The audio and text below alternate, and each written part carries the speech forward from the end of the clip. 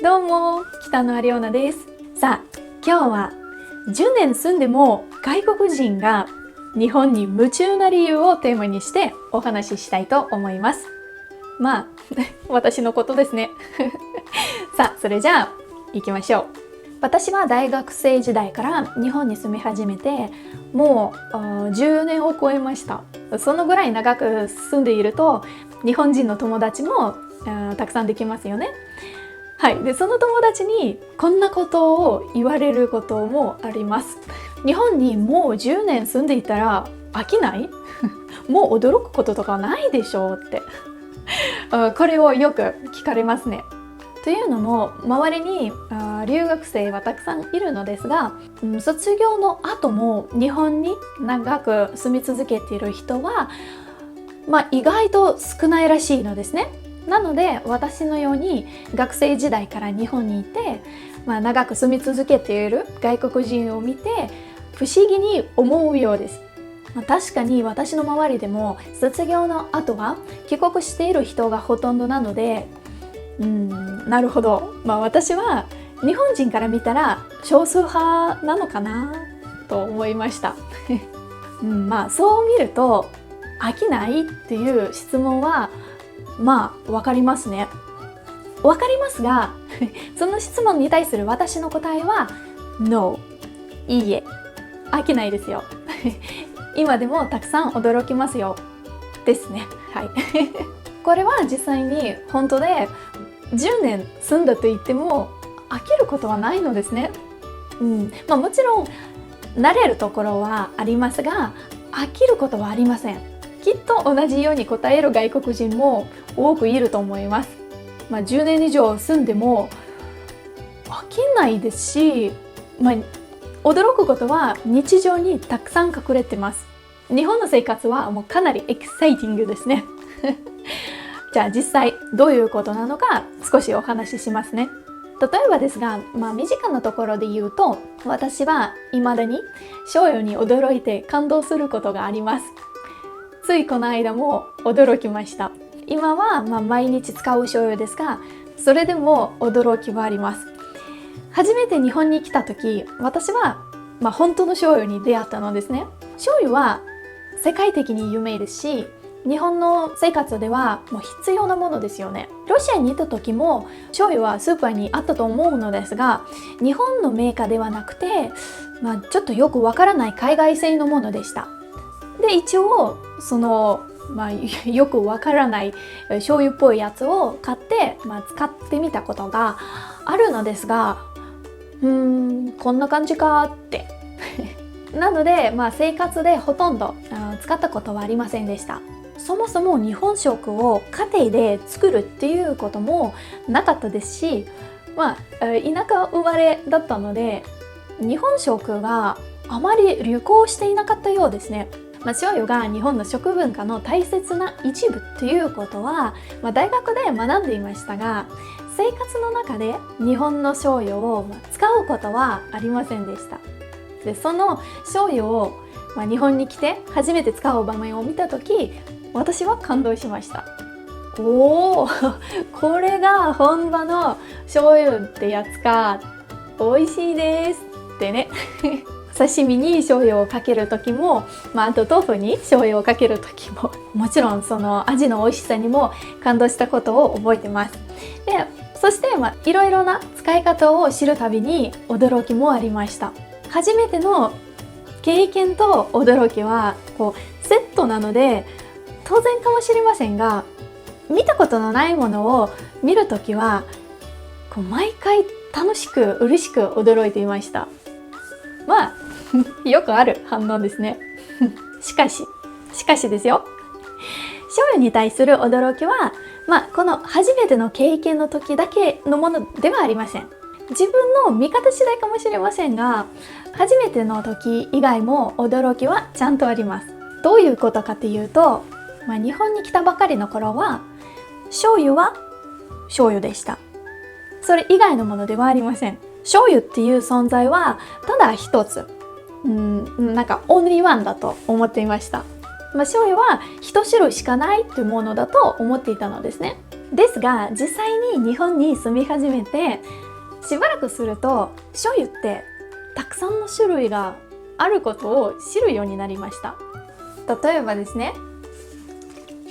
かき醤油とか、あと酒醤油とか昆布醤油とかもありますよね。はい。で、あと最近私本当にもうつい最近で、自分にとってまた新しい、醤油を発見したんですけれども、こちらです。アイスクリームにかける醤油です。もうすごいですね。もう本当に地方によっても味が違ったり、今でも知らないことばっかりです。醤油ってすごいたくさん種類がありますね。うちだけでもう3種類があったんですね。で、住んでみて醤油に興味を持ち、自分自身でスーパーやデパートに買い物に行き、あと地元の人たくさんお話しして、醤油にも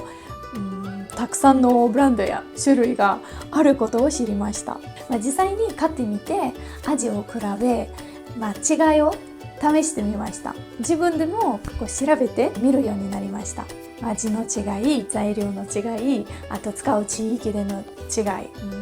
などなどです。どの食材に合うのかとかもありますよね。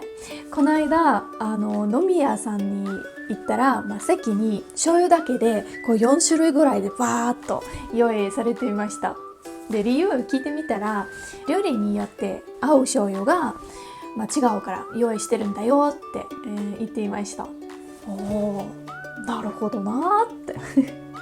思っていました。日本に来たばかりの時、私が一つだと思っていた醤油はもうこれだけの種類があるということに本当に驚かされましたそして、この驚きを日本人の友達やあと学校の先生にこの関心をシェアして、より多くの豆知識を教えてもらいます。そうするとさらに興味が出てきます。結局知らないことだらけだと気づくのですね。はい、じゃあこれちょっと一旦下げますね何を言いたいかというと、一つの驚きが一緒に他の驚きを連れてきてくれちゃうのです。で、しかも私は外国人で育っているので、自分の国との違いも比較するので2倍の驚きポイントがありますねラッキー醤油を例に言いましたが、これは醤油だけのことじゃなくて他のことにも当てはまりますね。言葉だったりアニメだったり文化だったり、あと家電製品だったりもう本当に謎々ですね。興味を持ったことに対してほっとかないで自分で触れていくと、もう毎日わからないことが出てきます。もうそれは日本に住んで10年以上経って、今も同じですね。日本に10年以上住んでみて分かったことは、わからないことがたくさんある。そしてそれはどんどん増えていくということなんですねそもそもですが、日本はとっても長い歴史もあるし、カルチャーも様々で、もう奥深いから10年住んだぐらいでわかるわけないですね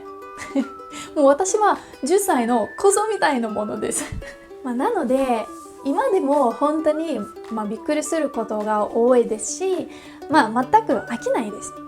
そしてですね、ちょっと話が変わりますが、わからないって男だと思うんですよ。わからないから興味が出てきて、だからこそ楽しめることができると思います。たまに外国人でもう何年も日本に住んでるから、日本のことをマスターしてると、ほとんど分かってるっていうことを言う外国人がいますが、これはもったいないなと思っちゃいますね。男じゃないですね。そういう考え方で生活をしていると、本当はわからないことも分かった気になってしまい、興味や関心がなくなってしまうと思うのですね。結局そういうことを言ってる人は、生活に飽きちゃうんじゃないかなと思います。私は男が好きですし、これからもたくさん驚きたいので、わからないことを探し続けてみたいと思います。多分ですが、何年住んでも日本に飽きてしまったとは考えないと思います。というか、そういうことを言わない自分でいたいですね。